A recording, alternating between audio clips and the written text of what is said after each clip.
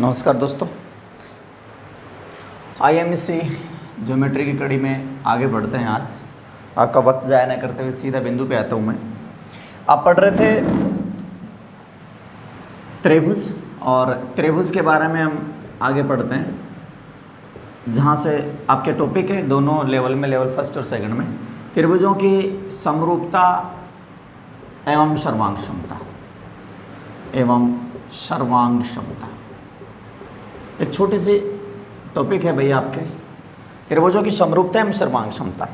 तो देखिएगा क्या है त्रिभुजों की समरूपता एवं सर्वांग क्षमता। तो सबसे पहले इनको टॉपिक में पढ़ने से पहले हम इसका अर्थ देख लेते हैं। क्या होता है भाई समरूपता और क्या होता है सर्वांग क्षमता। तो समरूपता देखिए, सर्वांग क्षमता देखिए। क्या होता है समरूपता? समरूपता शाब्दिक अर्थ हम देखें सम प्लस रूप, प्लसता यानी गुण को इंडिकेट करता है समरूप। सर्वांग सम का मतलब है सर्व प्लस अंग प्लस सम। ध्यान दीजिए, मैं हिंदी के अनुसार इनका कोई संधि विच्छेद वगैरह या इनको तोड़ नहीं रहा हूँ। अपना एक सामान्य अर्थ समझने के लिए मैं इस चीज़ को ऐसे लिखा है कि दो चीज़ें होती हैं। पहले हम त्रिभुजों को छोड़ के सिर्फ सर्वांग क्षमता और समरूपता का अर्थ समझें कि क्या है सर्वांग क्षमता और क्या है समरूपता।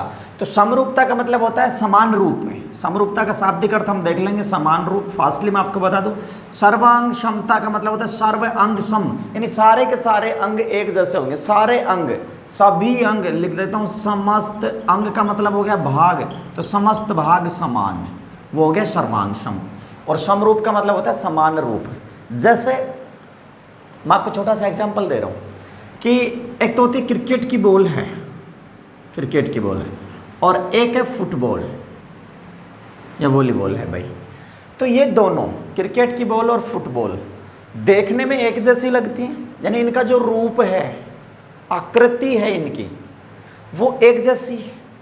जैसे मान लीजिए लगभग हम छोटी सी बात करते हैं कि सभी घर में बनने वाली रोटी का आकार लगभग एक जैसा होता है, यानी सब जगह बेलनाकार बनती है जैसे रोटियां मान लीजिए, या बेलनाकार जिसको हम कह सकते हैं यूँ, जैसे यूँ ये चपातियों का ढेर है। तो हम बात करें समरूप, यानी सब जगह एक जैसे दिखाई देती हैं। लेकिन सर्वांग क्षमता अलग चीज़ है। समरूप का मतलब है उसके जैसा रूप, वो छोटा हो सकता है, बड़ा हो सकता है, लेकिन एक निश्चित अनुपात में, यानी ये गेंद की तरह ये दिखता है, गेंद की तरह ये दिखता है। एक बार शाब्दिक अर्थ बता रहा हूँ मैं, गणित में नहीं जा रहा भाई। शाब्दिक अर्थ से समझो तो समान रूप, यानी एक जैसा दिखने वाली जो आकृतियां होती हैं वो समरूप होती हैं। एक जैसी दिखने वाली, एक जैसी दिखने वाली का मतलब मैं और शाब्दिक बता दूं आपको, नॉर्मल से नॉर्मल चीज़ों, व्यवहारिक जीवन से रिलेटेड बता दूं। एक कुत्ता है और एक उसका पिल्ला है, एक कुत्ता और एक उसका पिल्ला। प्लीज़ आप इसको नॉर्मल वे में समझें, इसमें किसी प्रकार का आप कमेंट ना निकालें इस प्रकार की चीज़ें कि कुत्ता भूरा है वो पिल्ला काला है, ऐसा कुछ ना है। कि जैसे एक कुत्ता और एक उसका पिल्ला है, वो दिखने में सेम है, एक जैसे दिखाई देते हैं, मतलब हाँ उनके मतलब आकार अलग अलग है, वो छोटा है वो बड़ा है, लेकिन वो दिखने में एक जैसे। जैसे हाथी और हाथी का बच्चा है, अब एक जैसे दिखने का मतलब है जैसे मान लीजिए एक तो हाथी का बच्चा है और एक कुत्ते का पिल्ला है, वो थोड़ी एक जैसे दिखते हैं, तो वे समरूप नहीं है। और जैसे कुत्ता और उसका पिल्ला है, वे दोनों एक जैसे दिखते हैं, तो वो चीज़ क्या है समरूप। समरूप का मतलब होता है समान रूप। मैंने आपको बिल्कुल बेसिक एवरीडे जो एग्जाम्पल है, किसी अनपढ़ आदमी भी इस चीज़ को समझ जाएगा। एक जैसी दिखने वाली चीज़ें समरूप होती हैं, एक जैसी दिखने वाली चीज़ें समरूप होती हैं। सामान्य अर्थों में बता रहा हूँ, अभी हम ज्योमेट्रिकल इसका विश्लेषण करेंगे। अच्छा, सर्वांगसम क्या होता है? सर्वांगसम समझ, यानी ये दोनों एक जैसे दिख रही, मतलब ये चीज़ क्या है समरूप है। सर्वांगक्षमता यानी समस्त भाग समान। समस्त भाग समान मतलब ऐसा नहीं कि कई बार अपने आम भाषा में कहते हैं इसको छुपा दे और उसको निकाल ले, यानी दोनों एक जैसे, बिल्कुल एक जैसे, दिखने में भी एक जैसे होंगे। सबसे पहली बात तो है कि दिखने में भी एक जैसे होंगे। दिखने में जब एक जैसे होंगे तब उसकी नाप समान होगी। जैसे इस गेंद को बड़ा कर, है तो एक जैसा रूप, इसी गेंद को बड़ा करते करते फुटबॉल बना दिया, ठीक है, तो इसको फुटबॉल हो गए। जैसे मान लीजिए दोनों फुटबॉल हो गए, तो अब ये इनके मेजरमेंट, यानी दो सेम फुटबॉल है, इनका पहली बात तो क्या है, रूप भी एक जैसा है। उसके बाद रूप तो एक जैसा है ही है, साथ में इसकी नाप या माप, हम कह रहे हैं इसकी माप भी एक जैसी हो। माप एक जैसी मतलब इसकी त्रिज्याएं, इसकी ऊंचाई वगैरह, इसका क्षेत्रफल, सारी चीजें, यानी समस्त भाग इसके क्या होंगे समान। तो वो आपस में क्या कहलाएंगे सर्वांगसम। सर्वांगसम जैसे मान लीजिए ताश की गड्डी है, मैं आपको छोटी सी बात बताऊं, ताश की गड्डी है, ताश की गड्डी में से कोई भी दो पत्ते निकाल लो, वो दोनों एक जैसे होंगे, बिल्कुल एज इट इज एक जैसे, सेम टू सेम। तो एक को निकालो दूसरे को डाल दो, एक जैसा है। तो वो दोनों दो ताश के दो पत्ते हैं, वो दोनों पत्ते आपस में सर्वांग सम हैं। उनकी लंबाई, उनकी चौड़ाई, उनकी मोटाई, उनका आकार, सारी चीज़ें क्या है, समान है। तो वे दोनों पत्ते आपस में क्या है, सर्वांग सम। अच्छा, सर्वांग सम का मतलब सर्वांग सम यानी एक को दूसरा पूर्ण रूप से ढक लेगा। अध्यारोपित समझते हो आप, अतिव्यापित समझते हो, पूर्ण रूप से ढक लेगा। जैसे दो सिक्के लिए हैं आपने, ये नोटों की गड्डी है आपके पास, नोटों की गड्डी में से कोई दो नोट निकालो, दोनों नोट यानी एक ही प्रकार के नोटों की गड्डी है, दो नोट निकालिए, एक ही ईयर के हैं या एक ही तरह से छपे हुए हैं, वे दो नोट आप निकालिए तो दोनों नोट आपको एक जैसे दिखाई देंगे। तो वे दोनों आपस में क्या है, सर्वांग सम है। तो आशा करता हूँ सर्वांग सम समझे होंगे। सामान्य अर्थों में सर्वांग सम क्या होता है। अब एक छोटी सी बात है, आप हैं और एक आपका फोटो है, फोटो मतलब आपका चित्र है। तो आप और आपका फोटो, आप अपने फोटो में आपके जैसे दिखाई दे दो, बशर्ते फिल्टर ना मारा हो। तो देखिएगा, आप और आपका फोटो जो है, तो वो फोटो आपके जैसा दिखाई दे रहा है, मीन्स उसमें रूप जो है वो समान है, लेकिन फोटो तो इतना सा है। तो रूप समान है लेकिन उसकी माप समान नहीं है।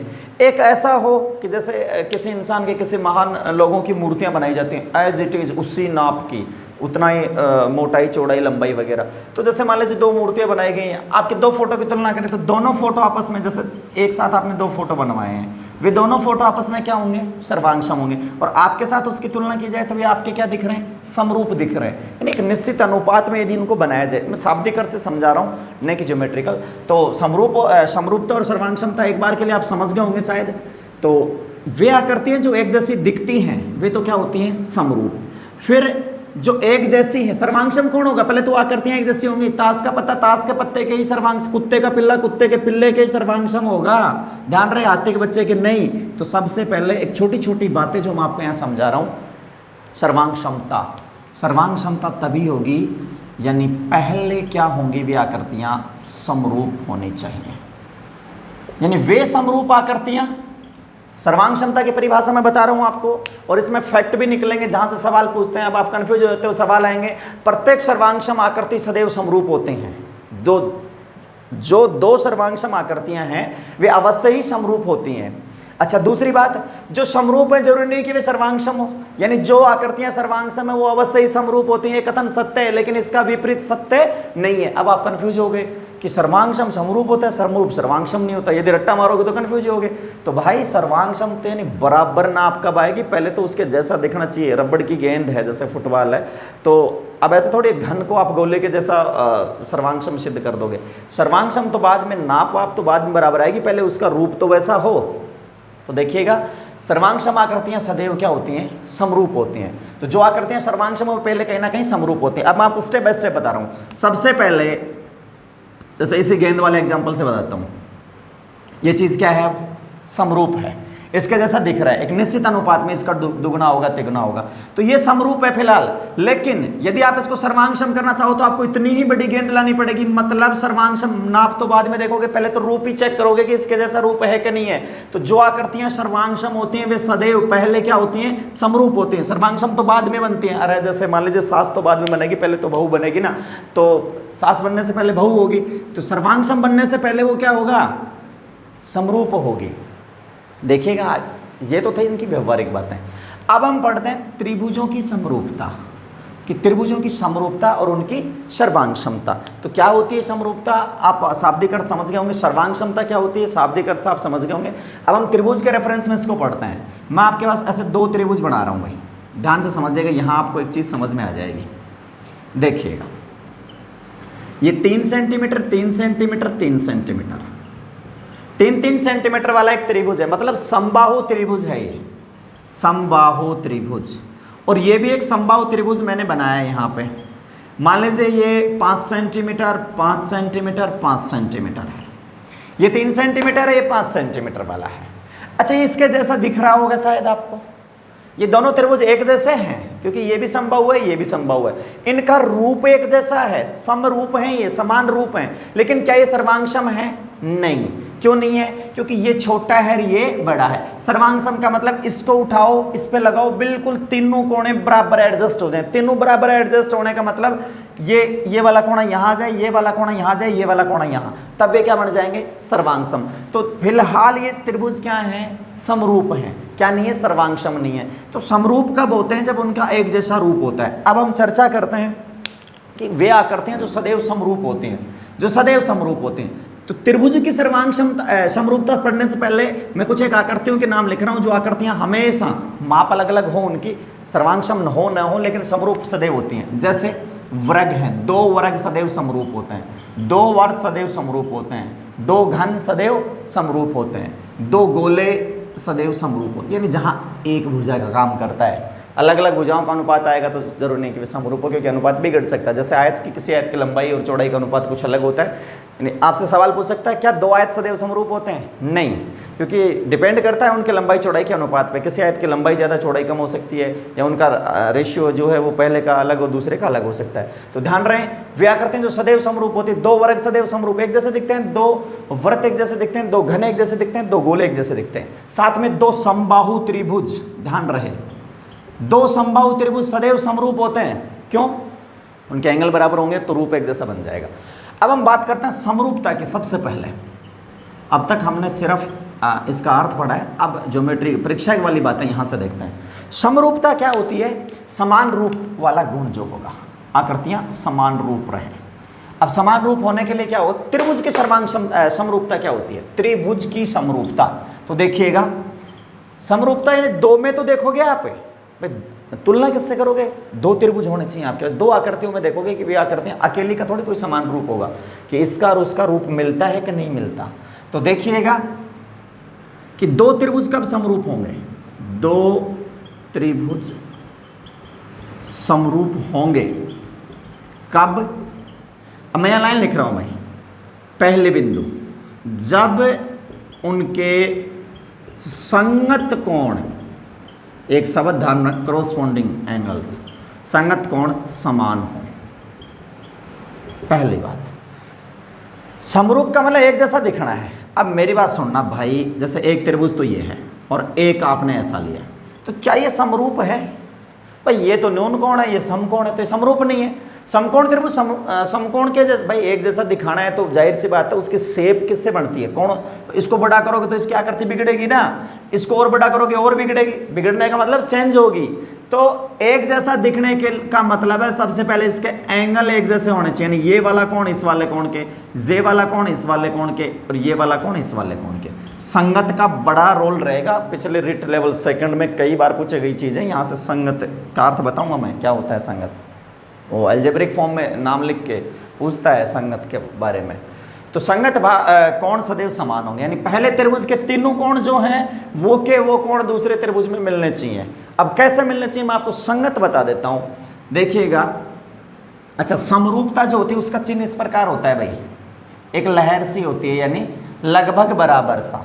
और सर्वांग क्षमता का मतलब है एक जैसा रूप और ऊपर से बराबर का चिन्ह, ये चिन्ह होता है सर्वांग क्षमता का, और ये होता है भाई समरूपता का, एक लहर सी होती है। अब देखिएगा आप, जब उनके संगत कोण समान हो, तो देखिए आराम से, आप फटाफट बता रहा हूँ मैं आपको। एक था 40 और 60, 40, 100 और 80 हो गए 180। लिखो तो कम से कम ऐसे लिखना कि 180 तो बन जाए, वरना त्रिभुज नहीं बनेगा। दूसरा 80 यहाँ है, 40 यहाँ है, 60 यहाँ है। इसका नाम है ABC और इसका नाम है PQR। ध्यान से समझना इस चीज़ को जो मैं अभी बता रहा हूँ। यहाँ से सवाल पूछा जाता है कई बार, दो त्रिभुज समरूप होंगे यदि उनके संगत कोण समान हो। आपको चेक करना है, पहले त्रिभुज के तीनों कोण दूसरे त्रिभुज के तीनों कोणों के बराबर हों तो वे त्रिभुज समरूप होंगे। जैसे ये दोनों त्रिभुज आपस में समरूप हैं। अच्छा, तीनों कोणों की जगह मैं आपको एक बात और बता दूं भाई, तीनों कोणों की जगह दो कोण बराबर हो ना तो भी काम चल जाएगा। कैसे? जैसे ये कोण छुपा होता है यहाँ से, यही 80 वाला, अब क्या होगा, छुपा होगा तो भी कोई बात नहीं भाई, 100 बन गया तो पीछे 80 का बनना है, यहाँ पे तीसरा कोण, तो ये 100 बन गए तो पीछे भी 80 का बनना है, तो दो कोण बराबर होंगे तो तीसरा अवश्य ही बराबर होगा। भाई एक चीज के आपने 3 टुकड़े करे, 2 टुकड़े इसके 2 टुकड़े उसके बराबर हैं, तो तीसरा टुकड़ा भी ऑटोमेटिक बराबर होगा, क्योंकि जो पीछे बचेगा वही तो होगा। अरे भाई आप 1 किलो चीनी लाए, उसमें से 200 ग्राम, 1 किलो दो जगह लाए, 200 ग्राम और 500 ग्राम निकाल ली, इसमें से भी 200 निकाल ली, 500 निकाल ली, तो ये 200 200 के बराबर, 500 वाला 500 के बराबर। अब आप कहोगे पीछे वाले भाग की तुलना करें, अरे भाई पीछे जो 1 किलो ही तो था, यानी 180 तो था टोटल, तो पीछे जो बच गया कितना बचा, यहाँ भी 300 ग्राम बचा, यहाँ भी 300 ग्राम, तो बच गया वो ऑटोमेटिक बराबर आएगा। तो जरूरी नहीं है आपसे कहा जाए कि त्रिभुज के तीनों ही कोण बराबर हों, त्रिभुज के यदि 2 कोण बराबर हों तो भी काम चल जाएगा हमारा। क्यों? क्योंकि तीसरा कोण अपने आप बराबर आएगा।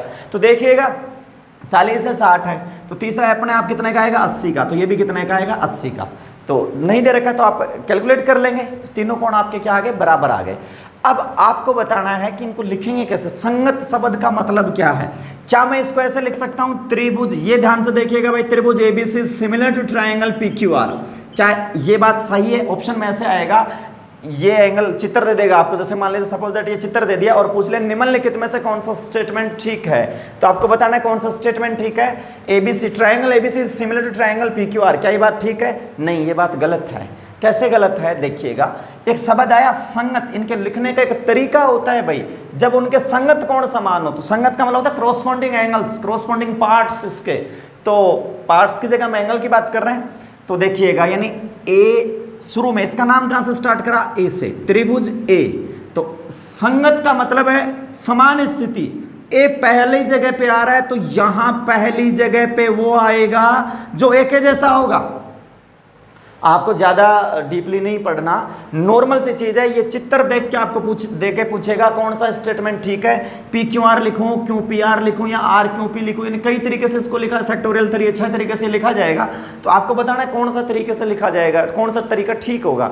तो इस संगत का मतलब होता है समान स्थिति। जैसे ए पहले नंबर पे है तो यहाँ पहले नंबर पे वो आएगा, ए का पहला स्थान है, अरे जोड़ा बनाना है, सामान्य बात सब छोड़ो, आप तो पहला नंबर आपको जोड़ा बनाना है, ए का जोड़ा इसके जैसे के साथ ही बनेगा। समझ गए होंगे अब आप शायद, यानी ए कितना है, 40, तो इसका रिलेशन 40 वाले के साथ होगा। तो देखिएगा 40 वाला कौन है, क्यू, तो ए का जोड़ा किसके साथ बनेगा, क्यू के साथ, ये इसका संगत है। संगत समझ गए अब कैसे है। ए 40 है तो ए के समान माप वाला क्यू है। अब बी का बताओ किसके साथ बनेगा, बी 60 है तो बी कैसे बनेगा, आर 60 ही देखोगे, यहाँ पे ये 80 है तो ये क्या देखोगे, 80।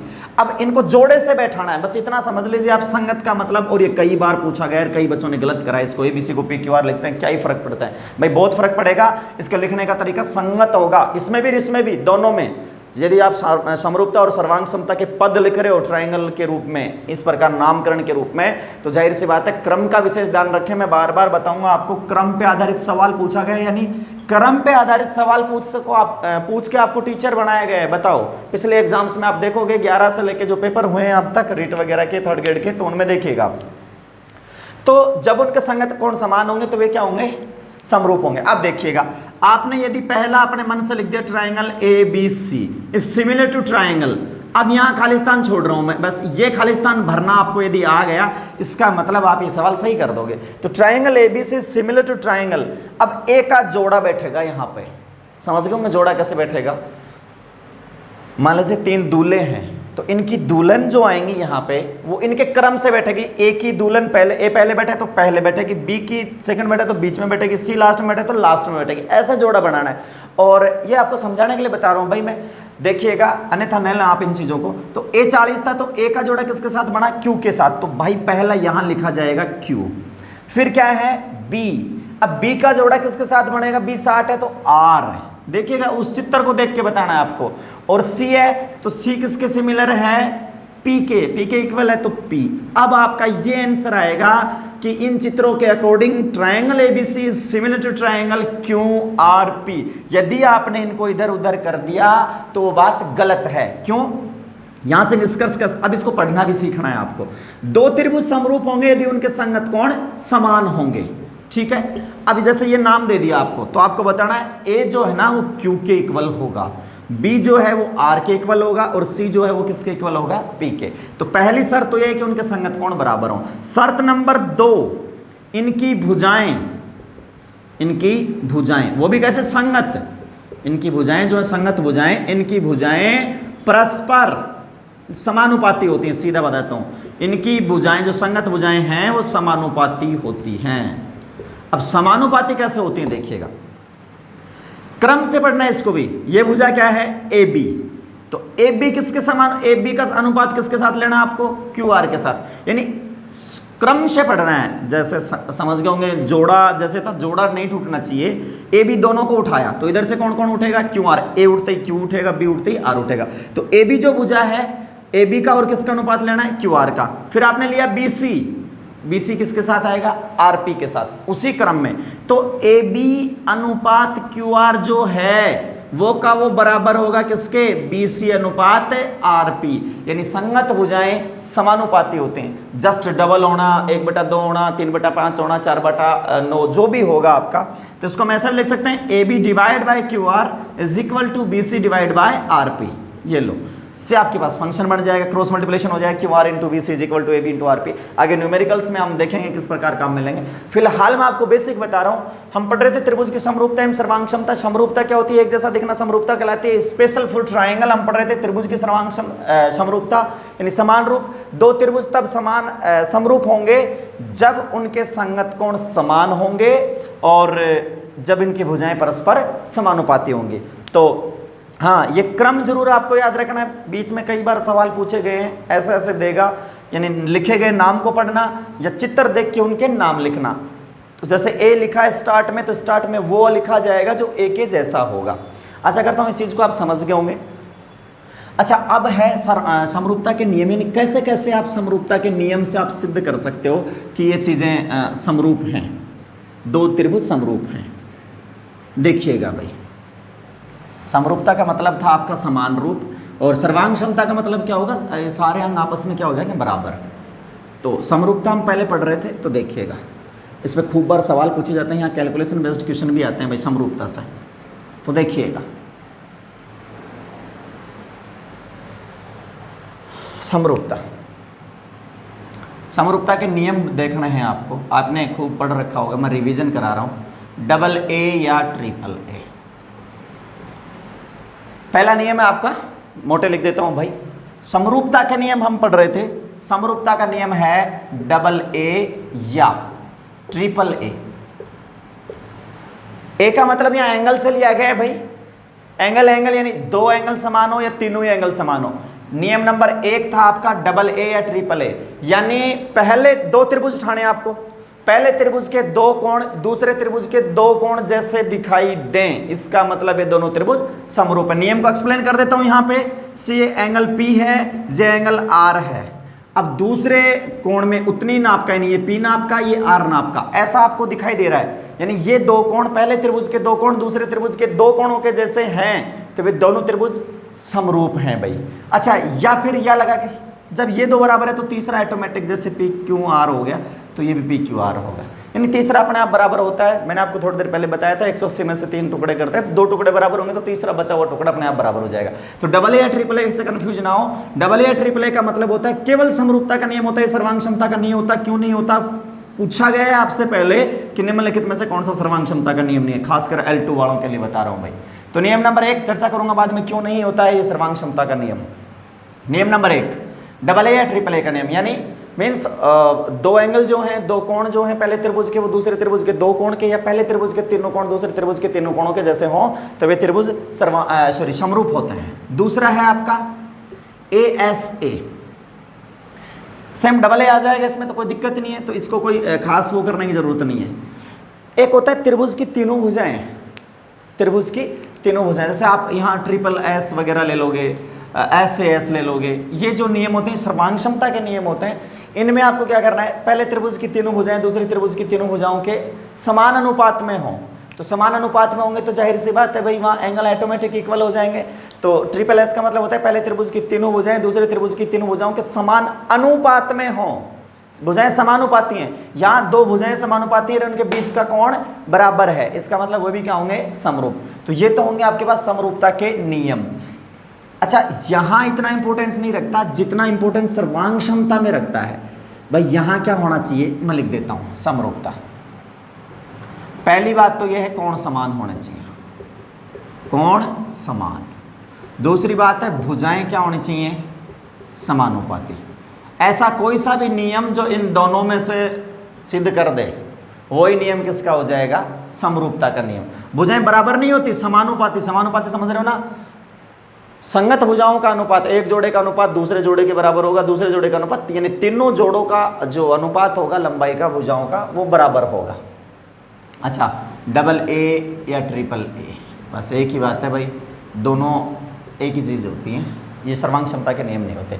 अच्छा, अब हम पढ़ते हैं कि सपोज दैट यदि त्रिभुज A B C similar to triangle P Q R हो, यानी यदि कहीं दिया गया है कि दो त्रिभुज समरूप हैं, तो आपको क्या क्या पता चलेगा कि दो समरूप त्रिभुजों में क्या क्या घटनाएं होती हैं। यदि दो त्रिभुज समरूप हैं तो वहां क्या क्या होता है भाई, देखिएगा।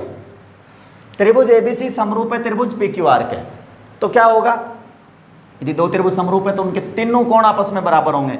तो नंबर फर्स्ट आप निकाल रहे हो, तीनों संगत कोण समान, ये ध्यान से देखना, तीनों संगत कोण समान। अच्छा, तीनों संगत कोण कैसे समान होंगे, ए के जैसा कोण होगा, बी के जैसा कोण होगा, सी के जैसा कोण होगा।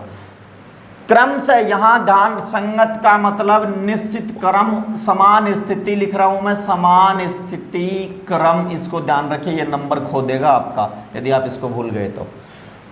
तीनों कोण समान, तो यदि आपने एंगल ए लिखा हुआ है तो एंगल ए किसके बराबर होगा, यहां से देखिए, एंगल ए बड़ा सा लिख देता हूं, एंगल ए किसके बराबर होगा, ए सर्वप्रथम लिखा है, तो ए का जो स्थान है वो इस त्रिभुज में स्थान किसका है, पी का, तो angle A is equal to angle P.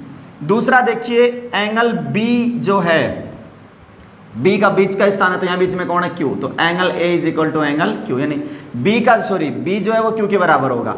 तीसरा है angle C is equal to angle R, जिस क्रम में लिखे उसी जोड़ा बनाना है आपको, मैं बता चुका, पहले का जोड़ा पहले के साथ बनेगा, दूसरे का दूसरे के साथ, और तीसरे का तीसरे के साथ, जिस क्रम में लिखा है उसी क्रम में जोड़ा बना दीजिए आप, ठीक होगा। तो पहली बात तो होगी तीनों संगत कोण समान। अब दूसरी बात, संगत भुजाएं जो हैं वो समानुपाती होंगी, संगत भुजाएं समानुपाती होंगी। अब संगत भुजाएं कैसे समानुपाती होंगी वो चीज आपको देखनी है। तो संगत भुजाएं समानुपाती होंगी, देखते हैं अपन। पहली भुजा इस त्रिभुज की भुजा ए बी है, तो ए बी का अनुपात किसके साथ लेना आपको, पी क्यू के साथ। तो ए बी का जो अनुपात पी क्यू के साथ आएगा, ए बी का अनुपात पी क्यू के साथ जो आएगा वो का वो अनुपात बराबर होगा किसके साथ, अगली भुजा ले रहे हो आप बी सी, तो यहाँ क्या आ जाएगा, क्यू आर। अच्छा, पहले ऊपर पहले वाले त्रिभुज की है तो यहाँ भी पहले वाले त्रिभुज की बी सी बटा क्यू आर, जो कि बराबर होगा ए सी बटा पी आर। ये लो, तीनों भुजाओं का अनुपात बराबर होगा। सपोज दैट ये अनुपात आ गया x डिवाइड बाय y, मान लीजिए ये अनुपात x बटा y आ गया।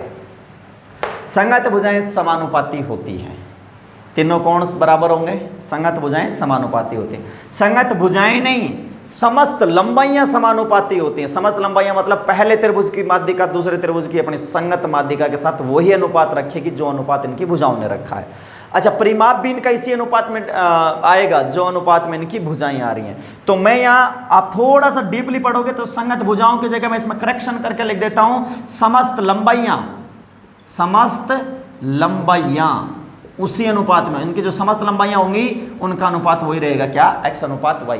मतलब आपसे सवाल पूछ लेगा कि त्रिभुज एबीसी और त्रिभुज पीक्यूआर के परिमाप में क्या अनुपात होगा, तो परिमाप में क्या अनुपात होगा भाई, जो परिमाप एक लंबाई को ही तो दर्शाता है, समस्त लंबाई का जोड़, तो जो अलग अलग टुकड़ों का अनुपात x y है तो उसके बाद भी x प्लस x करोगे, y प्लस y करोगे तो भी ये अनुपात निकल के आएगा x:y। तो समस्त लंबाइयों का अनुपात क्या आएगा, x:y। ध्यान से देख लीजिएगा, समरूपता सवाल लेके आती है एक आपका, त्रिभुज ABC similar to triangle PQR है तो तीनों संगत कोण बराबर होंगे। किसी एक कोण का नाम माप दे के दूसरे कोण का पूछ लेगा, तो क्रम से आपको पढ़ना है। दूसरा, इनकी संगत भुजाएं समानुपात, जो अनुपात इन भुजाओं में वही अनुपात अगली भुजाओं में, वही अनुपात तीसरी भुजा में। साथ ही मैंने करेक्शन करके यहाँ लिखा है, समस्त लंबाइयां भी इसी अनुपात में डिफाइन होंगी जिस अनुपात में आपकी भुजाओं की लंबाइयां डिफाइन हो चुकी हैं। तो समस्त लंबाइयों में कौन कौन आ जाएगा, माध्यिका की लंबाई है, कोणार्धक की लंबाई है, आपके पास शीर्ष लंब यानी ऊंचाई का जो अनुपात है सेम अनुपात में चलेगा। इन दोनों त्रिभुज की भुजाओं का जो अनुपात आया x अनुपात y, वही इन दोनों त्रिभुजों के क्रम से ऊंचाइयों का अनुपात होगा, वही माध्यिकाओं का अनुपात होगा, वही इनके परिमाप का अनुपात होगा। ध्यान रखें इस चीज को, समस्त लंबाइयां। अब सबसे इंपॉर्टेंट चीज आती है बट, इनके एरिया का जो अनुपात आएगा, एरिया समझ रहे हो ना, क्षेत्रफल का जो अनुपात आएगा, तो देखिएगा इसमें क्या होगा भाई, करना क्या है आपको, यहाँ सवाल आएगा परिमाप का अनुपात, तो आपको लिखना है x/y। यदि आपके पास सवाल आता है क्षेत्रफल का, तो क्षेत्रफल होता है आधार गुणा ऊंचाई, आधार का भी वही अनुपात है, ऊंचाई का भी वही अनुपात है। तो ध्यान दीजिए, यदि इनके क्षेत्रफलों का अनुपात पूछ लिया जाए, क्षेत्रफलों का अनुपात means area of triangle ABC divide by area of triangle PQR is equal to x² divide y²। ये देखिएगा, यानी समस्त लंबाइयां x अनुपात y में लिखी जाएंगी, लेकिन इनका क्षेत्रफलों का अनुपात, यहां से न्यूमेरिकल टाइप कई बार पूछा गया है, क्षेत्रफलों का जो अनुपात आएगा वो इनका वर्गानुपात हो जाएगा। वर्गानुपात, वर्गानुपात समझते होंगे भाई, लेवल सेकंड वालों, आपके यहाँ अनुपात का टॉपिक भी है तो ध्यान रहे आपको। वर्गानुपात क्या होता है, x और y, x अनुपात y का वर्गानुपात x का स्क्वायर अनुपात y का स्क्वायर। तो ये चीज आपके पास आ जाएगी। ये था समरूपता में। इसका एक छोटा सा सवाल न्यूमेरिकल बेस्ड में कराऊं कि triangle ABC similar to triangle PQR है and AB divide by PQ, या AB इज टू PQ, ऐसे भी लिख सकता है भाई, 3:4 है। तो what is the ratio between triangle area of triangle ABC and area of triangle PQR? ये लो, इसे आपको बताना है। सवाल था, मैं हिंदी में बताता हूँ, त्रिभुज ABC त्रिभुज PQR के समरूप है। AB और PQ भुजाओं का अनुपात क्रम से 3:4 है। तो त्रिभुज ABC का क्षेत्रफल व त्रिभुज PQR के क्षेत्रफल में क्या अनुपात होगा? ऐसा सवाल आपके पास लिखा पेपर में मिल सकता है, सिंपल सा, जो समरूपता पे आधारित सवाल है। तो ध्यान दीजिए, समरूपता में क्या होगा, इनकी भुजाओं का जो अनुपात आएगा, वो जो अनुपात आता है उसका वर्गानुपात होता है इनके क्षेत्रफलों का अनुपात। तो देखिएगा भाई, क्या करना है आपको, 3:4 था तो आपका आंसर आ जाएगा 9:16, यानी एरिया का जो अनुपात आया वो इनके भुजाओं का वर्गानुपात होगा। आशा करता हूँ आप इस चीज़ को समझ गए होंगे। और भी ये एक बेसिक है, मतलब आप इतना समझिए कि आपके एक रिवीजन के लिए मैं ये वीडियो बना रहा हूँ। आपने छोटी छोटी चीज़ें कहीं मिस कर दी हो तो ये चीज़ें आपको रिवाइज हो जाएं, यहाँ से आपके सवाल गलत ना हो, ये मेरा प्रयास है। फिर भी यदि आपको किसी प्रकार के सवाल या कोई समस्या है किसी प्रमेय को लेकर है तो प्लीज़ आप मुझे अवगत करा दें। मैं हर संभव आपकी मदद करने की कोशिश करूँगा, जितना हो सकेगा उतना सॉर्ट आउट करने की मैं कोशिश करूँगा भाई। तो ये तो था आपके पास समरूपता। अब हम अगला लेते हैं सर्वांग क्षमता। आशा करता हूँ समरूपता समझ गए होंगे। समरूपता में बस ये क्षेत्रफल वाला कॉन्सेप्ट ध्यान रखिएगा, इसका वर्गानुपात होता है क्षेत्रफल, बाकी परिमाप, माध्यिका, ऊंचाई सब सेम अनुपात में होती हैं, सब सेम में होती हैं। अब हम बात करते हैं इसकी समरूपता के बाद सर्वांग क्षमता की। ये थी आपके पास समरूपता। अब हम अगला पढ़ते हैं सर्वांग क्षमता, त्रिभुजों की सर्वांग क्षमता।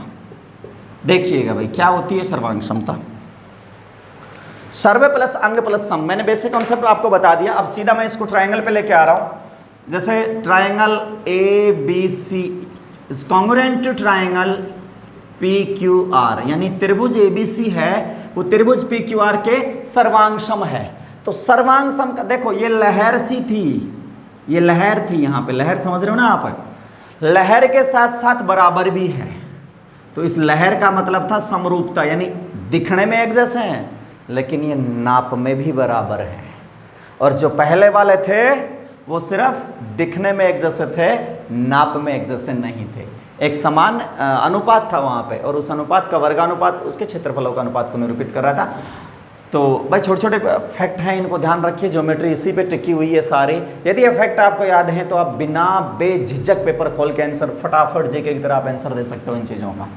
और मेरी कोशिश यही है कि आप उस स्थिति में पहुँचें, खासकर जो बिना जिनके बैकग्राउंड में मैथमेटिक्स सब्जेक्ट नहीं है। जिनको सब्जेक्ट है उनको लिए तो ये सरल चीज़ें, बाकी जिनके मैथमेटिक्स जो है वो बैकग्राउंड सब्जेक्ट नहीं रहा हुआ है, उन लोगों के लिए मैं यहाँ प्रयास कर रहा हूँ कि वे भी सेम टू, यानी उनसे भी अच्छा करने का प्रयास कर सकते हैं, या कर सकते हैं, प्रयास क्या कर सकते हैं, उनसे अच्छा कर सकते हैं यदि इन कॉन्सेप्ट को आप सीख लें।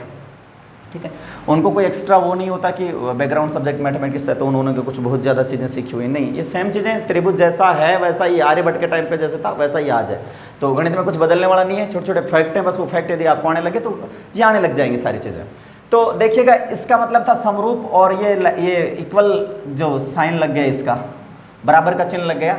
तो अब ये हो गया दिखने में तो एक जैसा है ही। अरे भाई इस लहर का मतलब है देखने में एक जैसा है, कोण बराबर होंगे, भुजाएं समान अनुपात में होंगे, बराबर लग गए, मतलब दिखने में तो एक जैसा है ही है, साथ में नाप भी बराबर है, यानी जो अनुपात आप बता रहे थे वो अनुपात 1:1 है, एक जैसा, यानी जितनी भुजा की लंबाई इसकी है वो की वो लंबाई इसकी है। तो पहले मैं लिख देता हूं सर्वांग समता। यदि दो त्रिभुज आपको मिले कि वे सर्वांग सम हैं, तो पहली बात इनके संगत कोण समान होंगे। ये संगत शब्द बार बार आ रहा है, संगत का मतलब होता है समान स्थिति, उसी स्थिति में बना कोण।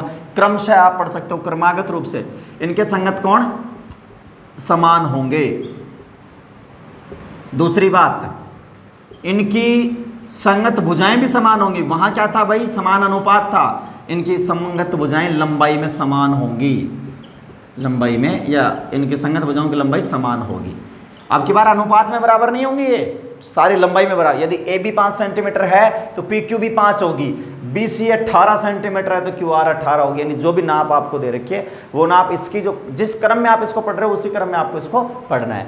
तो ये दोनों चीजें आएंगी, संगत कोण समान होंगे, इसकी संगत भुजाएं। थर्ड बात देख लीजिएगा, समस्त लंबाइयां समान होंगी।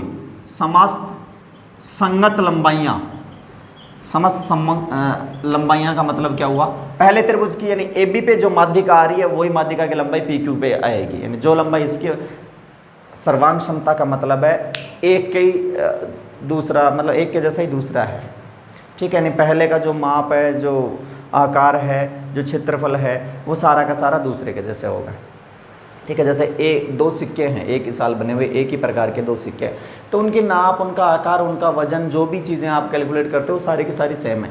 चाहे पहले को देख लो चाहे दूसरे को, तो सेम है। चाहे आप ABC को देख लो चाहे PQR को देख लो, तो ABC में जो दिखेगा वही आपको PQR में दिखेगा, ठीक है। चिंकी मिंकी की तरह है ये। समस्त संगत लंबाइयाँ समान होंगी। अच्छा, समस्त संगत लंबाइयां समान होंगी तो क्या होगा, क्षेत्रफल भी बराबर होंगे। ध्यान दीजिए वहां क्षेत्रफल, इनके क्षेत्रफल भी क्या होंगे, समान होंगे। परिमाप भी समान होगा, क्षेत्रफल भी समान होगा। तो समरूप, इसमें तो कोई सवाल बनने की बात ही नहीं है ऐसे, क्योंकि इसकी तो सारी चीज़ें जो पहले की हैं वही दूसरे की, जो चीज़ें इसकी है ना वही इसकी है, ठीक है। एक ही नाप, एक ही माप, एक ही क्रम वगैरह जो है वो सब सेम है इनका। क्षेत्रफल, परिमाप वगैरह बता सकते हो आप, जो भी है। अब कंपटीशन के लायक इसमें क्या चीज़ है। अच्छा, समरूपता में तो कंपटीशन लायक चीज़ आपने देख ली होगी कि वहाँ क्षेत्रफल का जो अनुपात था वो भुजाओं का वर्गानुपात था, वो एक विशेष बात है, तो जहाँ से बार बार सवाल आपसे पूछे जाते हैं, तो प्लीज़ आप उस चीज़ को अवश्य देखें। सर्वांग क्षमता में पूछे गए हैं सर्वांग क्षमता के नियम। कैसे प्रूव करोगे कि दो त्रिभुज सर्वांग सम है, क्योंकि मैं यहाँ उन्हीं चीज़ों की चर्चा कर रहा हूँ जो ऑब्जेक्टिव टाइप में पूछे जाते हैं, डेस्क्रिप्टिव नहीं कि आपको सिद्ध करवाए। पेपर में ऐसा नहीं आएगा। आप उस पेपर की तैयारी कर रहे हो जो ऑब्जेक्टिव है, यानी आपका यदि वो जो घोड़ा होता है ना वो ठीक जगह काड़ा हो गया तो ठीक है, चाहे वो सर्वांग सम था चाहे नहीं था, आप उस राउंड को ठीक जगह टिक करने में विश्वास रखो बस। यानी मेरे कहने का मतलब ये है कि हम उस तरीके की पढ़ाई नहीं कर रहे कि आप सर्वांग क्षमता से, वरना ये बहुत लंबे लंबे टॉपिक है, खूब टाइम लगेगा। मैं समय को देखते हुए और आपके एग्ज़ाम के नज़दीक को देखते हुए उस तरीके से यानी फैक्ट बता रहा हूँ सीधा, जो कंपटीशन वाले एग्जाम में ऑब्जेक्टिव पेपर में पूछे जा सकते हैं, उन्हीं पर हम डिस्कस कर रहे हैं भाई, वरना मैं प्रूव कर करके बताता आपको एक एक चीज़ें। तो सर्वांग क्षमता के जो नियम हैं, कैसे प्रूव करोगे कि वो सर्वांग सम है। तो सर्वांग क्षमता के नियम के लिए मैं आपको एक बेसिक चीज़ बता दूं। सबसे पहले कोण तो समान होंगे ही होंगे, तीनों कोण समान होने चाहिए, ठीक है।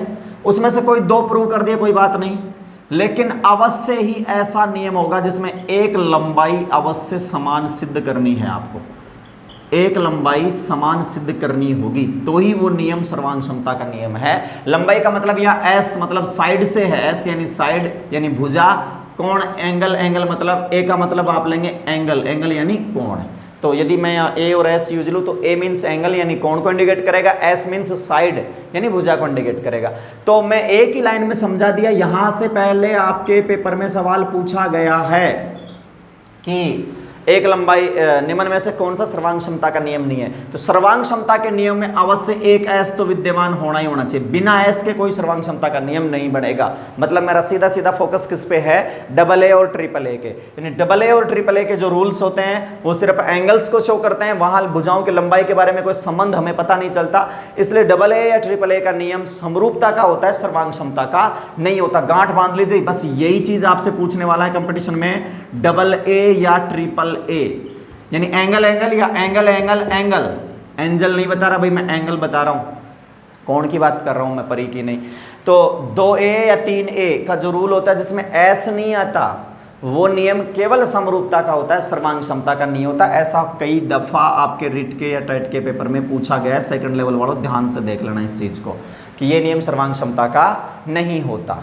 तो सर्वांग क्षमता के नियम कौन से होते हैं, उसमें अवश्य ही आपको एक क्या मिलेगा, एस। तो मैं बार बार यहाँ क्रॉस लगा रहा हूँ, कभी आप इसी को नियम में शामिल कर लो, ये नियम सर्वांग क्षमता का नहीं होता। तो कौन कौन सा नियम होते हैं सर्वांग क्षमता के, यहाँ से लिखता हूँ। Number first, S S S, तीनों भुजा बराबर हो चलेगा, कोण के बारे में हमें कोई जरूरत नहीं, क्योंकि तीनों भुजाएं बराबर आ जाएंगे तो कोण ऑटोमेटिक उसी अनुपात में बनने हैं। तो ट्रिपल एस का नियम, यानी पहले त्रिभुज की तीनों भुजाओं की लंबाई दूसरे त्रिभुज की तीनों भुजाओं की लंबाई के समान हो तो वे त्रिभुज सर्वांगक्षम होंगे। दूसरा है एस एस का मतलब दो भुजाओं की लंबाई बराबर हो और उनके बीच का कोण। आप इसको एस एस ए नहीं लिख सकते या ए डबल एस नहीं लिख सकते, क्यों?